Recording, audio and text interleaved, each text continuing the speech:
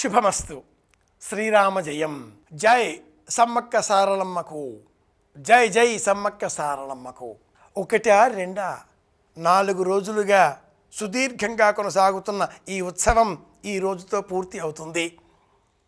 2 సంవత్సరాలుగా ఒకసారి తాడువాయి మండలంలో ఉన్న ఈ చిన్న పల్లెటూరికి ప్రపంచవ్యాప్తంగా ఉన్న ఆస్తిక జనులు తండోపతండాలుగా విచ్చేస్తారు, మొక్కుబడులు చెల్లించుకుంటారు.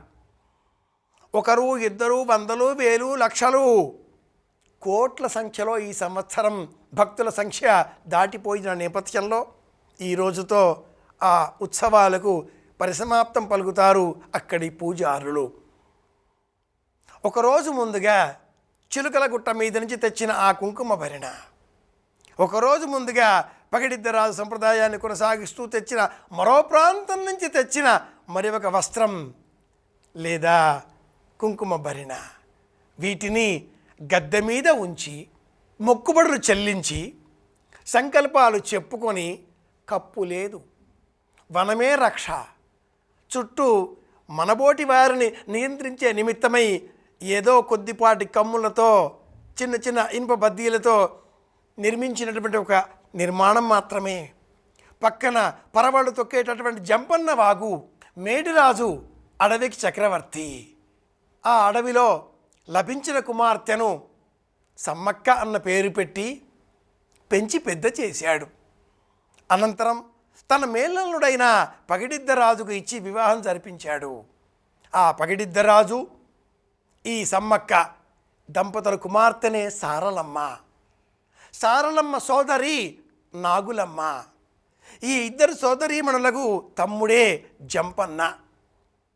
పౌరుషానికి, ఆత్మశక్తికి, ఆత్మవిశ్వాసానికి, ఆత్మస్థైర్యానికి, ధైర్యానికి, మనోబలానికి, సాహసానికి మారుపేరుగా ఉన్న జంపన్న చక్రవర్తి సైన్యంతో ప్రతాపరుద్ర దేవుడు పంపించిన గణపతి దేవ సంబంధంగా ఉండే ఆ సైన్యమంతా కూడా వెంటాడి రాగా యుద్ధంలో వెన్నుచూపక ప్రాణాలు పోయేంత వరకు కూడా యుద్ధం చేసి చేసి చేసి జంపన్న వాగులో అలా దూకేయడంతో ఆ జంపన్న వాగు ఈ ఆత్మత్యాగాన్ని చూచి భరించలేక పొంగి పొరలింది.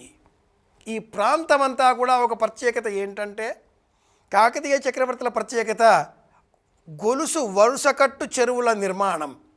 ఒక్క రామప్ప చెరువు, ఒక్క పాకాల చెరువు ఇలా కాకుండా ఒక చెరువు నిండితే మరి ఒక చెరువుకు అలుగు నీరు వెళ్ళే విధంగా గొలుసకట్టు చెరువుల నిర్మాణం.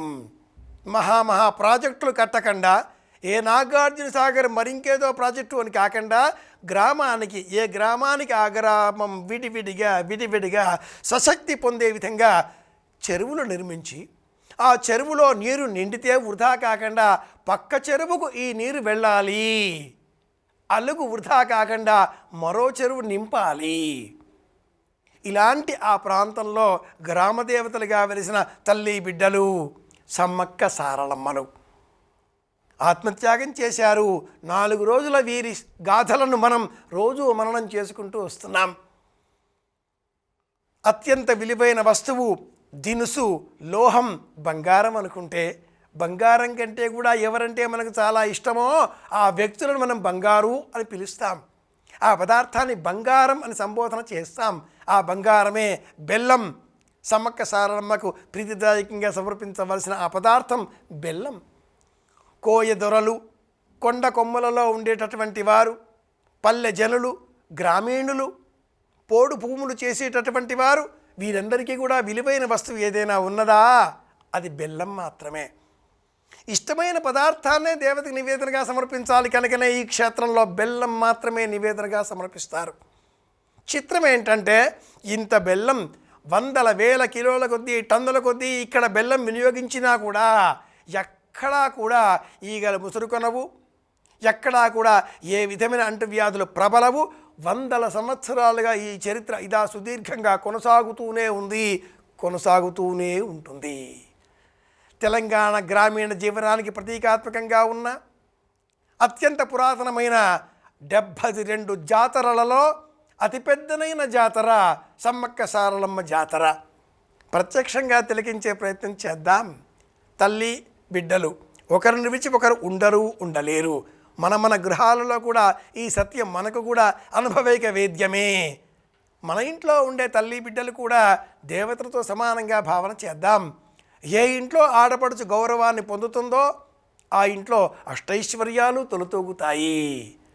ఇలాంటి సందేశంతో ఆడబిడ్డలందరికీ కూడా ప్రతీకాత్మకంగా ఉన్న ఈ తల్లి బిడ్డలు సమ్మక్క సారలమ్మ జాతరకు ఈ రోజున సమాప్తం, తుది పలుకుదాం.